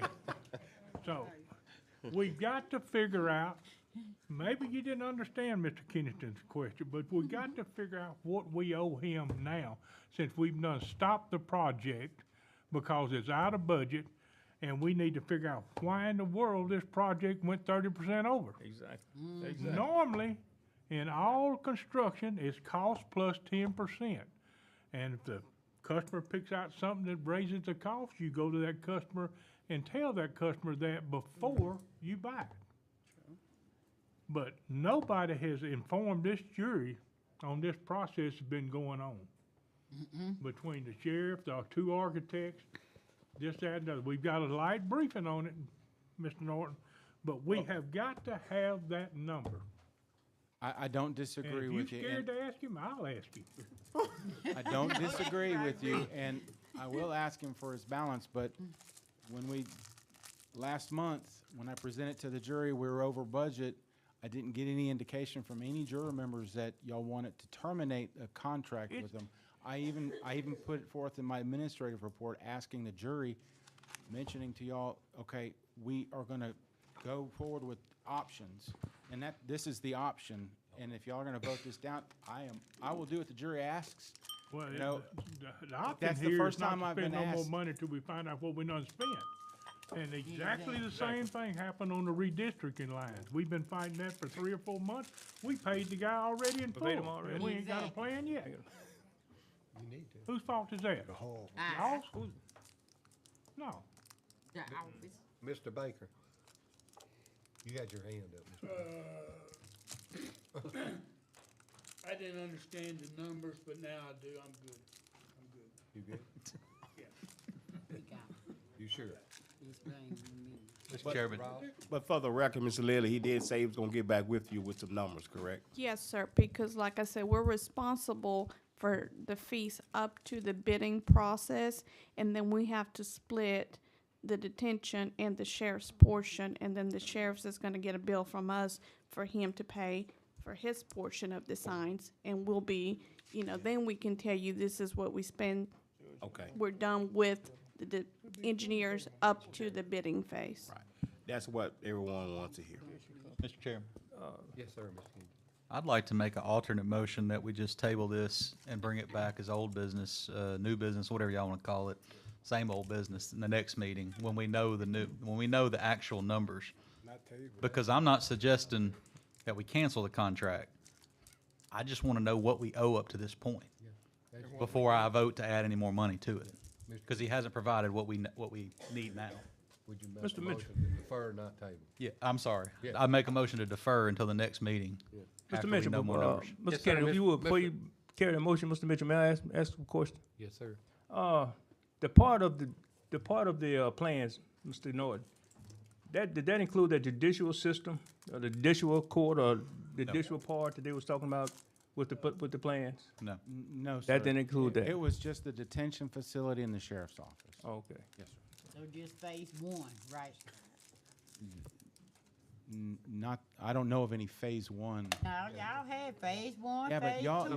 y'all had me amend that out of the agreement. If somebody wants to second that Last motion, year. they need to do it before it dies. A second. Gotta be Bring it. somebody on the It can be brought up as old business at the next meeting, right? Yeah. We have the information We at have that the time. Yeah. Give 'em a chance. However, you and Miss I say Attorney next needs to, committee meeting, the longer the better, give them time. Yeah. that's Give fine. him time. Have a motion to second to defer. Who seconded it? Mr. Not on the Jones, committee, it's Oh, Mr. Mr. Burrell Earnell not on the seconded. committee. Mr. Arnett. He seconded it. Mr. Jones, all right. Okay. I guess you just get a roll call vote, Jody. Okay.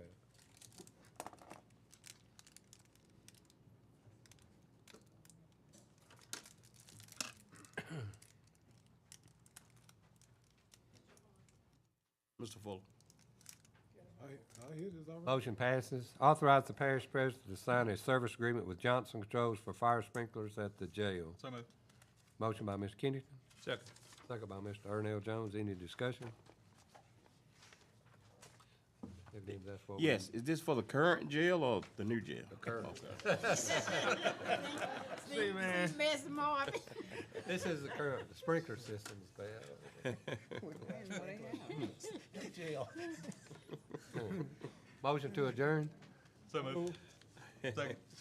All in favor say aye. Aye. We adjourn. Okay, Budget and Finance Committee.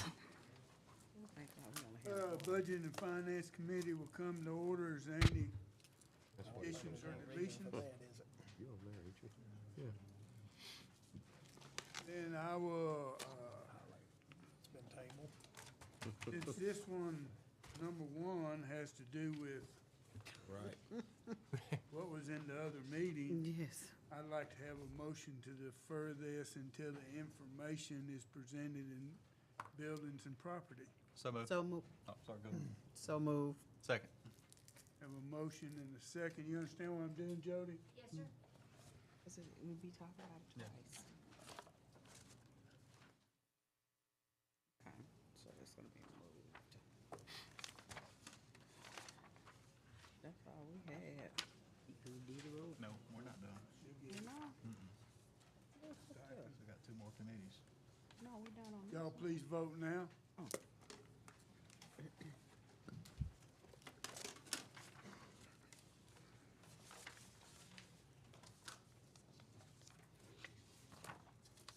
Motion passes. Motion to adjourn. So move. Second. All those in favor say aye. Aye. We're adjourned. Road Committee, call to order. Call for any additions or deletions? Any guest or public comments on anything on the agenda?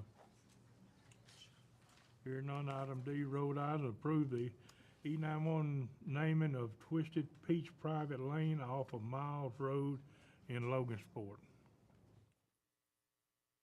That's Mills Road. That's in- Mills Road. That's actually in Stanley. It's, In Stanley. Logansport address. Is it? Logansport address. Oh, So move. Second. Okay, motion made by Mr. Arnell, second by Ms. Burrell. Any discussion? Please vote now.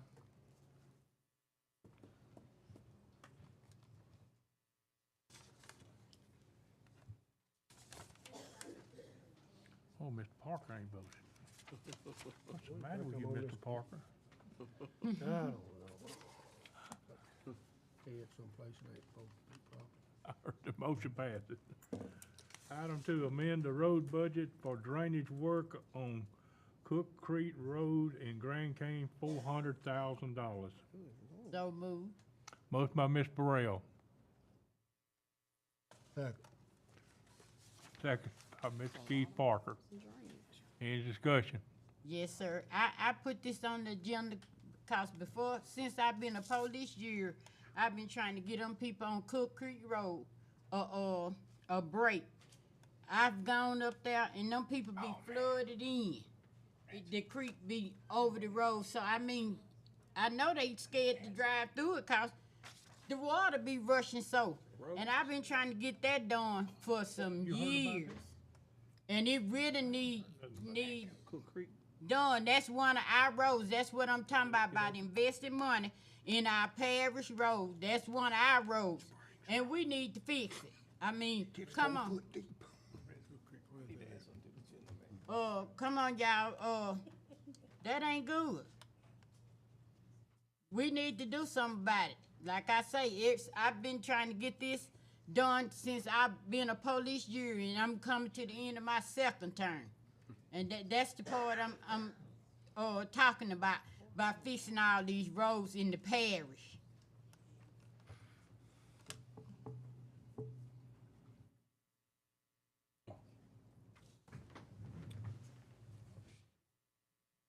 Is that in the city limits, Ms. Burrell?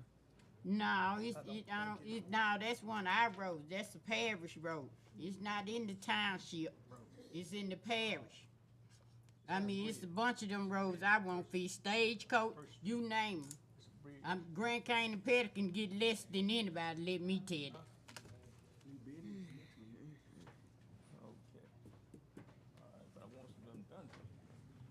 All right, please vote now.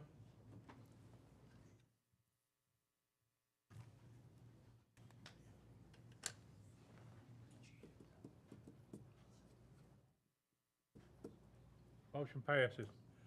Amend the road budget to extend the construction road as an unpaved rock road for $20,000. Constitution. What is this about? Constitution Road. Constitution, where's it at? Second. Okay, motion by Arnell, second by Ms. Burrell. Discussion? Yeah, now discuss. Okay. Where's this at? Who is? Yes, where's that located? Constitution? Where's that located at? Whose district's that in? Oh, that's up at the 4-H building. I just thought about it. That's where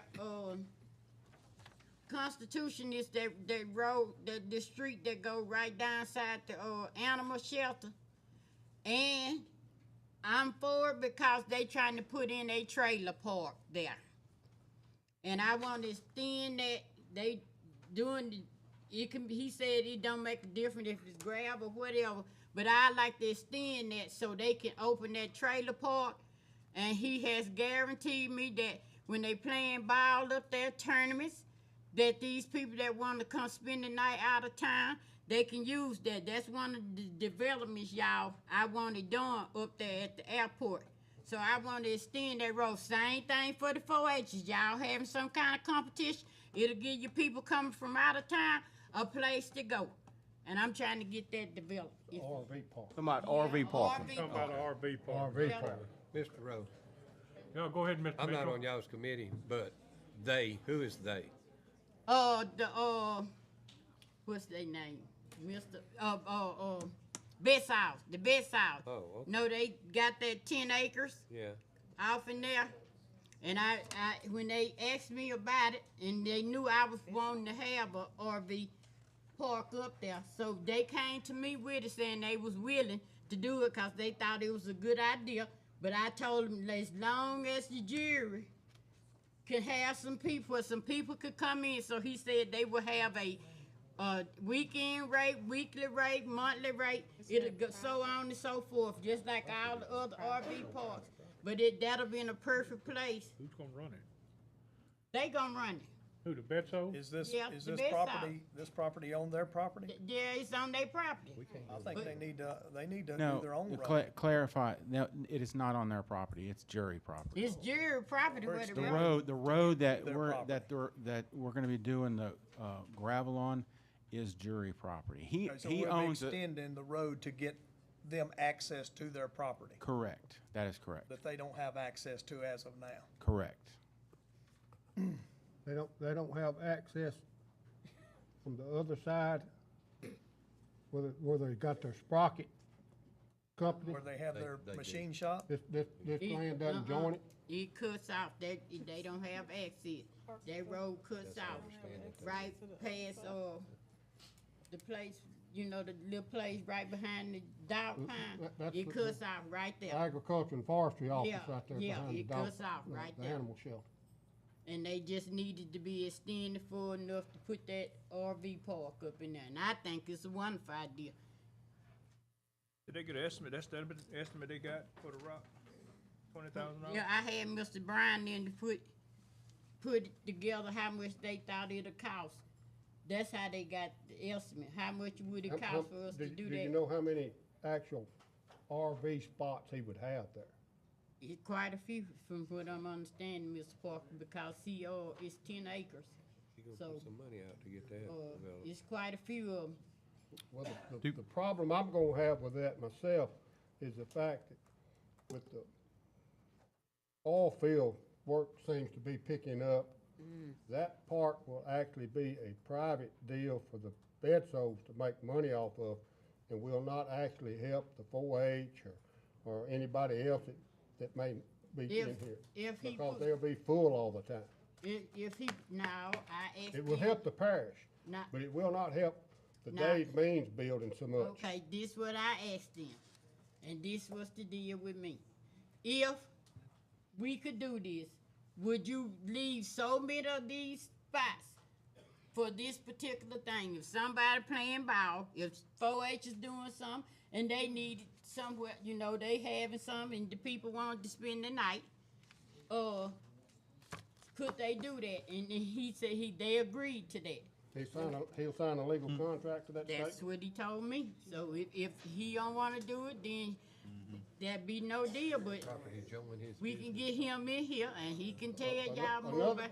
Another issue I would have with that even though, is okay, is he gonna sign us a contract for 20 spots? Or is he gonna sign a contract for 5 or 50 out of 100 if he has that many? I have no idea how many places he's gonna have to park an RV, but if you have the event that they can have at the shooting sports for the 4-H there, you may need 50 or 60 spots. We just had a race at the track. We have 40 spots. He mentioned that. And we filled it up. Okay, well, this is. So I'm How just about saying, I this? can't see him signing a contract to save us enough spots, say when the 4-H is having a shooting contest, and they know they can pre-rent these spots. They can do that. That's the way it's done at the track, is they do it all on the internet. We know before they get there. We know exactly how many spots we've got sold. And is he gonna make somebody move out so we can have a spot in? Because we're spending taxpayers' I'm dollars to glad you get him a said road? that, Mr. Parker. Who is we? Cause see, I didn't, and that's my district. I didn't know we was setting no spots up there. That's another thing that I've been trying to get since I've been a juror. Since the very first year, it's an RV park up there on the 4-H property. I mean, not on the parish property for the 4-H's, the ballpark, and all that walking trail. I can get Mr. Brown in here and tell you we spent thousands of dollars on plans just for that, and nothing has ever happened. So if y'all don't want him to open up one, well, y'all gonna open up one for my taxpayers yourself? It don't make me no different at this point who opened it up. We need an RV park up there.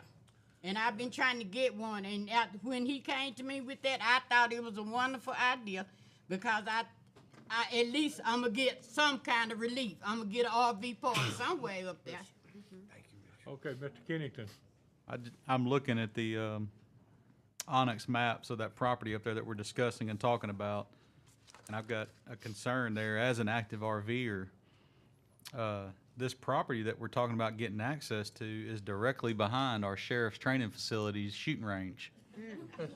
And I'm not even gonna get into the safety of it because they're pretty safe, but I can imagine being at an RV park here in World War IV going off right next to me anytime, day or night. I just don't know. I hope they've thought about that, but that's on my only comment. Even there are houses behind the shooting range now. And they still shoot. Doesn't show And I want people to be safe, but they're all houses behind the shooting range now, so. Mr. Kenny, would you mind me coming over and looking at your map? Come on.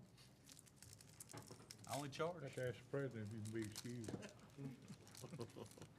I personally feel like I'd be more in favor of giving him access to build his own road. Let him spend his own money to build his road. Yeah, 'cause he gonna reap all the Because, you know,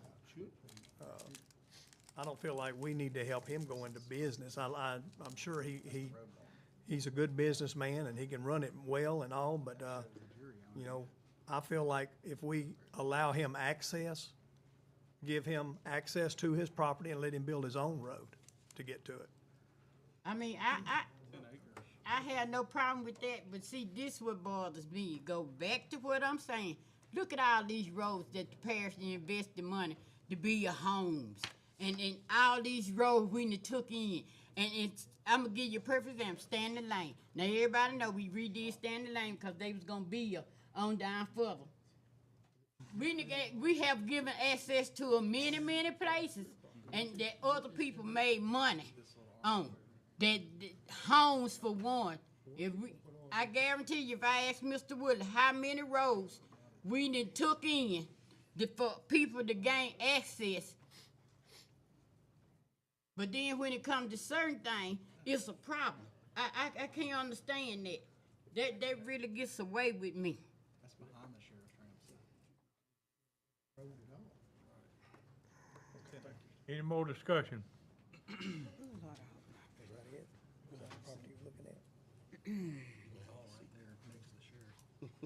Please vote now. What'd you find out? I don't think he owns the property. That really makes a good one then. Please vote. We got 2 remaining. Who owned the property in Miss? It's actually owned by the police jury. It's not owned by Mr. Betts. He traded some 10 I'm acres sure with that the police don't jury. quote me. Yes, it Got is. one more I vote remember remaining. you Who sold is it to He me. traded with the police jury, 10 acres. I remember we sold him that 10 acres. Mr. I Arnett? know, but that's where that goes back. Reggie. Oh, All no. right, the motion failed. Motion to adjourn. Make a motion. Second, all in favor, say aye. To adjourn. Policies and Procedure Committee. Call to order, call for additions and deletions. Hearing none, any guest or public comments on the agenda? Hearing none, item number 1, adopt the new holiday policy. If we'll get a motion in a second, we'll let Mr. Norton describe it to us. Make a motion. Mr. Baker made the motion, Ms. Simpson seconded it. Mr. Norton, can you tell us what's different? Well, I've eliminated the primary and secondary schedule that the jury had on there and just put all the holidays that they adopt. We've eliminated the language in there that, and when I say we, Ms. McKay and I worked together on this policy to come up with this. We eliminated the language in there that talks about some adjacent days in conjunction with holidays, that these days are not holidays. Case in point, President's Day always falls on a Monday. The jury was paying double time and a half for employees who work on the prior Sunday. It didn't make any sense to me. That was one of these items that we needed to look at, and we're paying for double time and a half for days that are not holidays. Also, this weekend, Good Friday.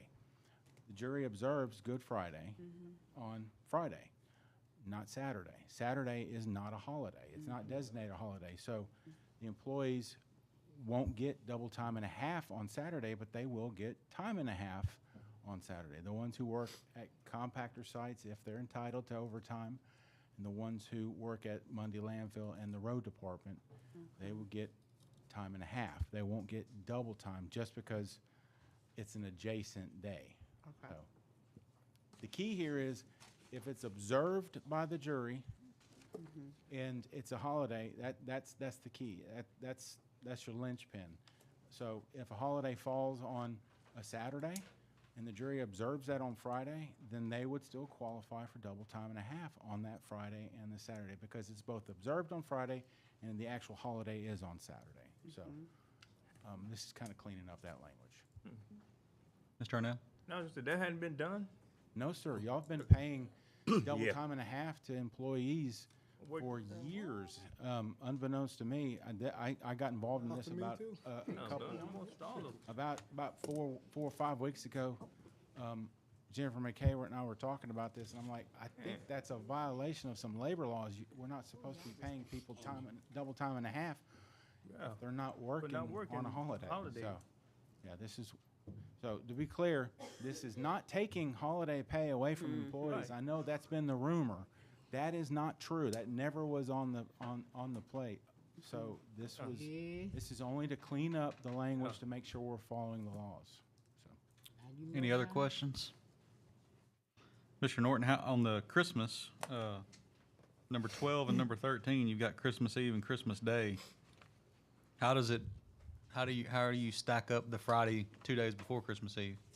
How's that pay gonna work? The jury observes. Y'all adopt a holiday calendar each year, and y'all observe Christmas Eve on that Friday. That's So they'll get double time on Friday, double time on Saturday? No. No. Christmas Eve, in that case, is on Sunday. So they will not get double time on that Saturday, but they will get double time and a half on that Friday because that's when y'all observe the day. Oh.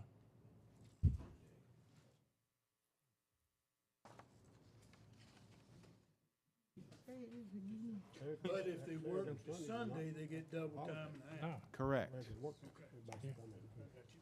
Yeah. I don't know where they're coming up with this at. Any other question or comment? Yes, sir, Mr. Earl. Let me bring up a point. Some of the landfill workers, you know, the same ones have to work every Christmas, right? Because when the landfill is open on Christmas Day, Thanksgiving, you know, when I was working shift work, we kind of rotated. You know, this week, this particular holiday, this year, you know, another group work, and next year they'll be off and another group work. Because, you know, we get a lot of feedback because they have to work all the time, every Christmas, every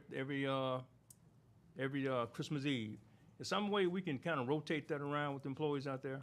We can, but I'd like to state for the record, no employee refuses to work on holidays that are paid double time. That's not what I've been getting. I understand, but yes, we can. We can do that, and that's something that I've told my superintendent, David O'Mary, you need to have shifts for these employees. Right. We can do that, but, I mean, we only have so many employees out there. We're down a lot. We're trying to hire some to get them up to full staff. Yeah. But we're down right now, I believe, 2 employees. We just put out the ad to hire some more, as we put on through the personnel committee last month, so. Okay. Yeah, I mean. But find out the attitude out there again, Mr. O'Meary, because that's, you know, like I said, that's what I get. Yeah, we don't work on Christmas Day or Thanksgiving. Okay. On Christmas Eve, and last year I closed down on Christmas Eve. This year, which following the way it does, we're closed. Now, in the future, I'd like to be closed on both days for our Right. employees, 'cause Right. I think they need to be with their family. Right. They do. Right. So, I would agree. I support that. And if the landfill is closed, the compactor sites would be closed. You're right. Thank you. Miss Amy? Click on that. Close 2 days and Okay. then next. Miss Amy, do you have anything you want to add? I was just gonna add, they rotate. If they work on Thanksgiving, they're off on Christmas. That's what they done in the past. Yeah. They do rotate. Those two holidays. Okay. I wonder why I'll get on calls that money then. down.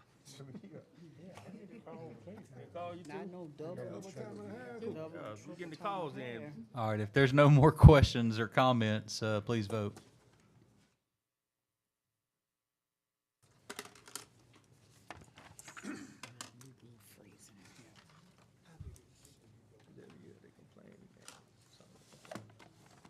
Motion carries. Motion to adjourn.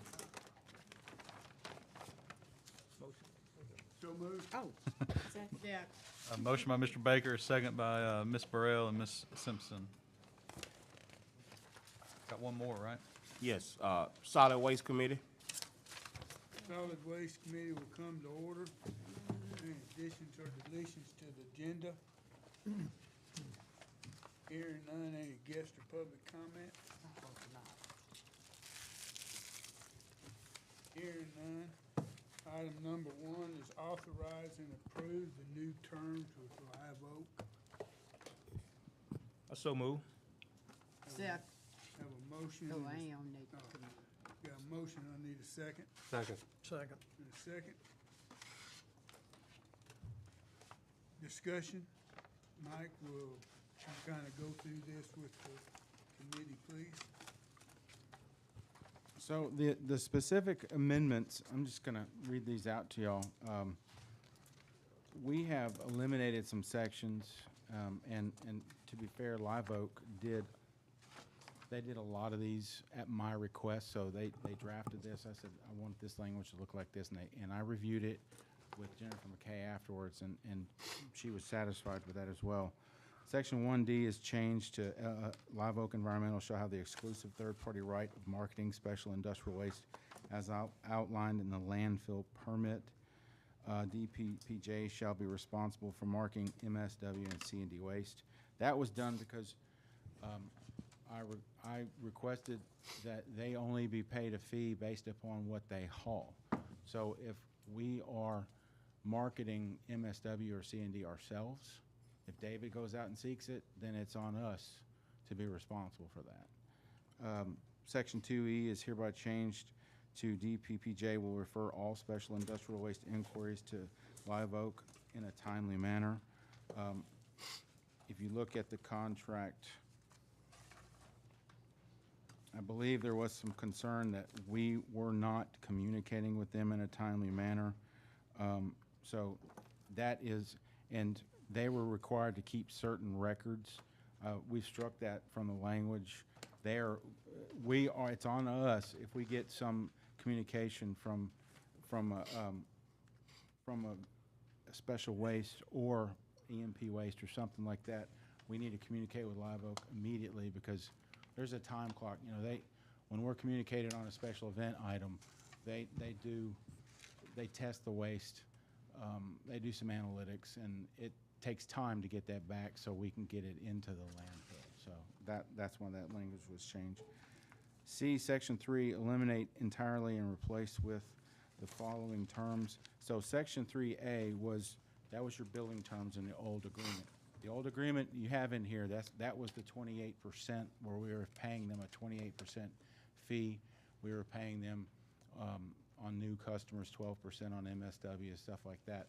That was simplified and replaced with the following terms. DPPJ agrees to pay and/or provide discounts to Live Oak for its services in accordance with the following schedule: special waste commissions, including asbestos and EMP waste.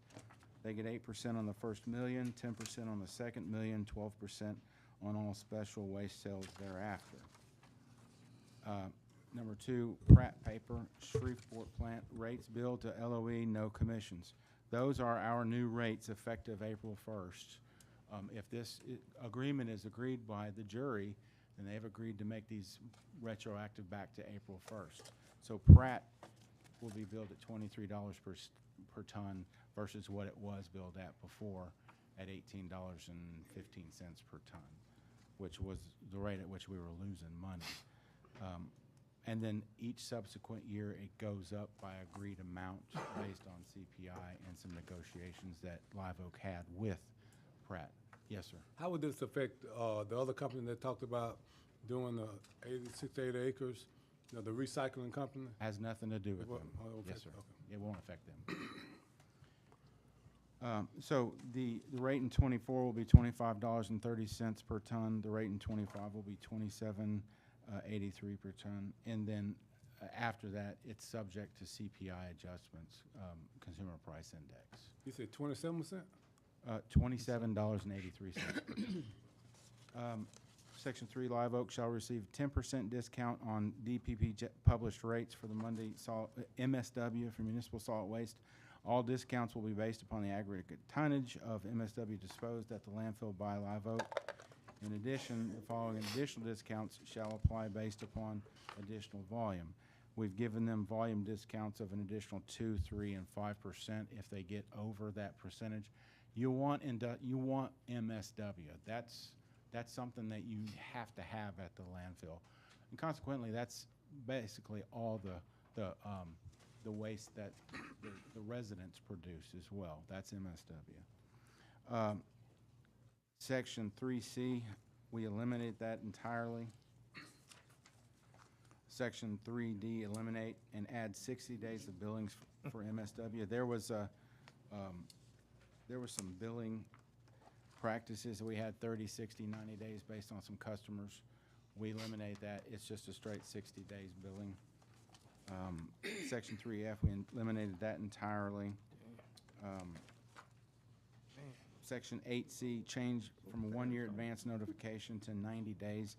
That was to cancel their contract, we had to give them a 1-year advance notice. I requested, and they requested and like a reciprocal agreement that we give them a 90 days notice. If we're not happy for any reason, we can give them a no cause, hey, we're going to cancel your contract within 90 days.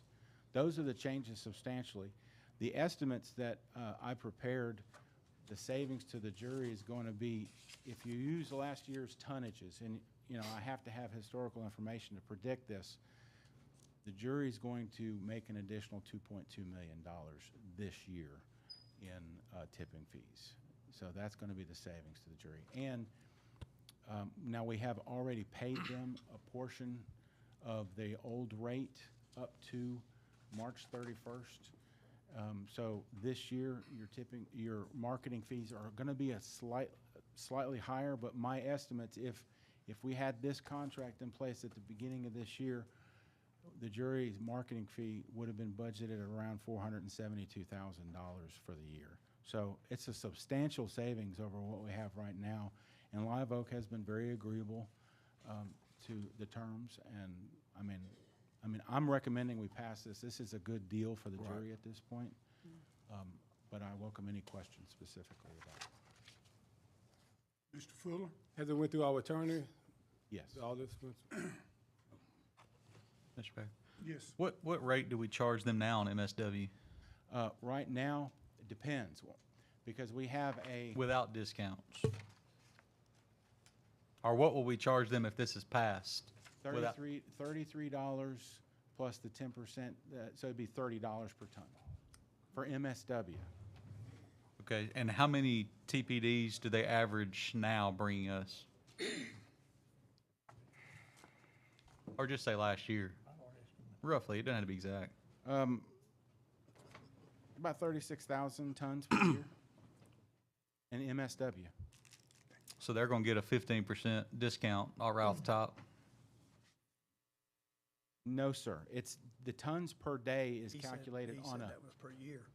Yeah, that's the total per year. Per year, he engaged it per If day. you break that down into days, based on last year, they did about 83 tons per day last year, which was just over their volume discount. This year, if they bring more, they get the full discount. They'd have to bring an average of 300 tons per day. If you do the math, 300 tons by 320 days, I mean, that's not, what, 90,000 tons of garbage? So they would have to considerably step it up to get that additional discount. Mr. Baker? Yes. I think we have Mr. Roy in the back if he want to Yeah, elaborate Roy on. Walters is here to answer any questions if you'd like. Anybody have any questions for him? They like you now.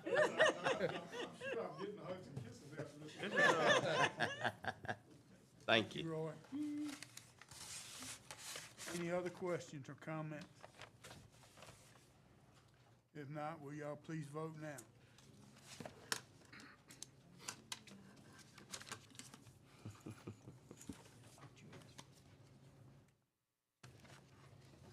Motion passes. Thank you all. Second item here, let me get back to my page. Authorize the president to sign a resolution for the administrator to negotiate with biomethane partners for the installation of the gas system. So move. Have a motion, to have a second? Second. Have a motion and a second. We had me and Ernell and Ross, we had a meeting, and I can't remember, what's the fella's name, Ernell? If you hadn't asked me, I'd tell you. Paul Manley. Paul Manley. Paul Manley. Is he here? He's Yes. here, he's hiding Yeah, back he's in the there back. with the Oh, man, I hat got the on. cap on, hiding back there. Every one of you recognize him by now, because he's been in every meeting for 6 months? 8 months. Who's counting? Trying to get us to do this. And I think it's time for us to go ahead and enter into this agreement. This is a rough stages, giving him the authority to deal with his people and us to deal with us. He's investing just in the gas.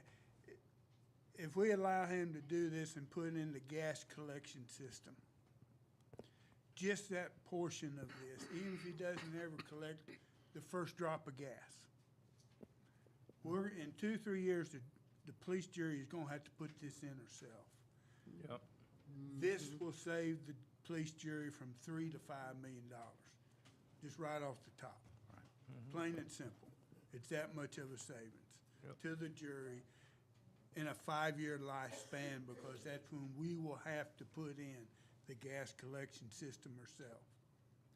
So there's that savings.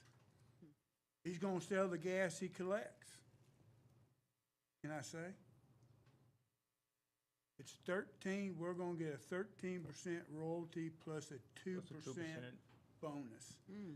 The 2% bonus, if the gas he collects is over 55%, Correct. Is over 55% methane. So long as the gas is over 55%, we'll get the 2% bonus. He has already checked the gas at the landfill. That's why he's excited about doing this. There's area of that landfill producing close to 60% pure They go over. methane gas and over. Over. We have places in one hilltop that bubbles. And it's bubbling because it's methane gas. So the gas is there. They're He's gonna put in a plant that cleans the gas so it can be put into the natural gas system so he can sell it. So we can get our money, he can get his money, and everybody's happy. He'll have, is it 6 people total around the clock, or 6 people? About 6 or 8 people. It runs 24 hours. He's gonna try hire locally. Locally. Yeah. So there'd be his employees that are running and monitoring the gas in which he collects. So there's still fine things to work out of the contract. The written contract still needs to be officially produced, but this is the rough points of the contract. And so it's my recommendation, Mr. Ross's and Yes. Ernell's, that we accept this. One other point, Mr. Bailey. Go ahead. One of the point I make that, he's gonna, furnish all the funding for this system he's gonna put in. If for any reason that he walk away from it, they walk away from it, even after operation, we own that system. Is that correct, Mr. Mel? We own the system. One that we're gonna have to build anyway. So it's a win-win for us. My question, when they start? Bertie, he's chomping at the bit, so we get a contract started, I imagine what? 60 days, 90 days, you start? How long will it be before you drill the first well? Probably with engineering, part of our contract, we gotta get approval from your engineer, but we would drill ASAP within 60, 90 days. But we plan on drilling about 80, 90 of those little wells.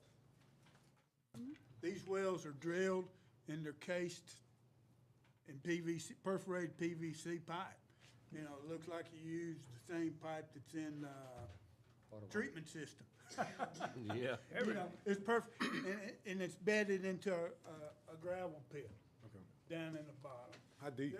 Every juror should have gotten some information on it, a booklet. Yeah, it was a paper. It's as deep as the landfill is that's tall. in my room. He can't drill through the liner, okay? So he goes down to a safe distance off the liner. That's where he collects it. Our biggest problem that we're gonna have is that leachate water. Okay, we produce so much leachate water a day. Well, when he goes in and drills, first thing he's gonna pull out of the hose, leachate water. Okay, so that we're gonna have a spike in leachate water. But once the system gets running, the water that he pulls and then the leachate that we produce out of our wells, you're gonna get a balancing act there to where eventually it's not an increase in leachate water by him pulling the gas out. Now, it's gonna be a couple months. He will produce and monitor gas for about 2 months before he's actually going to go into his plant and start cleaning it and selling it. That's to get his wells stabilized. So they get reading off of, like he said, 84 wells to see which one's producing the good gas, which one ain't quite as high as gas. So there's a time in there that he got to get things balanced and working for him. And so, but like he said, he's gonna poke a hole as soon as he can poke holes. And so probably in a year's time, we're gonna see something up and we'll really see something starting to work. One last question, is it unsafe in any way for the, that leachate water where you said gas is coming out? Is it unsafe for the, people that are working around it? No. No. He doesn't really, in Gas the not cell coming out. that we're working in, he's not really drilling wells right there where they're working. He'll drill into all the cells that are capped. And as David finishes a part of cell 9, well, he'll move into it. He likes Pratt's waste. So y'all don't need to be getting excited with Roy in this Pratt waste, because we want that Pratt waste. So it's a good methane producer. Pratt, P-R-A-T-T. And also, Mr. Fuller, we are gonna get some meters for our employees, some gas meter that's free. They will have like you see the drill site guys wear, they wear the little yellow gas monitors. Those will be furnished to all of our employees. Anybody have any other questions?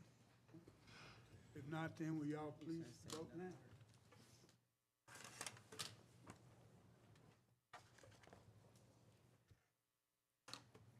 Motion passes. Motion to adjourn? If you'll make the motion to adjourn. I did. Yeah. Second. All those in favor say aye. Aye. We're adjourned. We'll adjourn. Thank y'all for coming out tonight.